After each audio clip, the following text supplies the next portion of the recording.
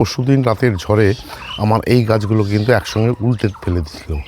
মানে আমার এভাবে বাঁধা ছিল, কিন্তু ঠিক এভাবে সাপোর্ট দিয়ে বাঁধা ছিল না। এইভাবে যদি সাপোর্ট দিয়ে বাঁধা থাকতো তাহলে পরশুদিনের ঝড়ে কিন্তু ফেলে দিতে পারতো না। অথচ গতকালকের ঝড় পরশুদিন রাতের থেকেও বেশি ঝড় হয়েছে, অথচ কিন্তু গাছগুলো ফেলতে পারিনি।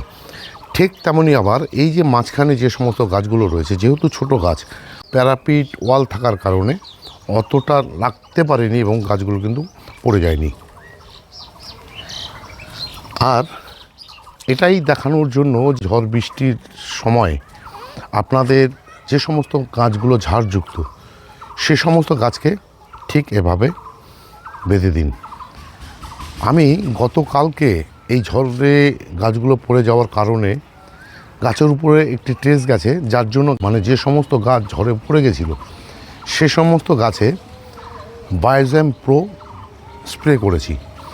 বায়োজাম প্রো কেন স্প্রে করেছি তার কারণ হচ্ছে যে কোনো ট্রেসের থেকে গাছকে বাঁচাতে পারে। এর মধ্যে রয়েছে কি এর মধ্যে রয়েছে অ্যামাইনো অ্যাসিড, হিউমিক অ্যাসিড এবং সিউইড। এই তিনটি উপাদান সহ আরও কিছু উপাদান রয়েছে যা গাছকে বিভিন্ন ট্রেসের থেকে রক্ষা করতে পারে।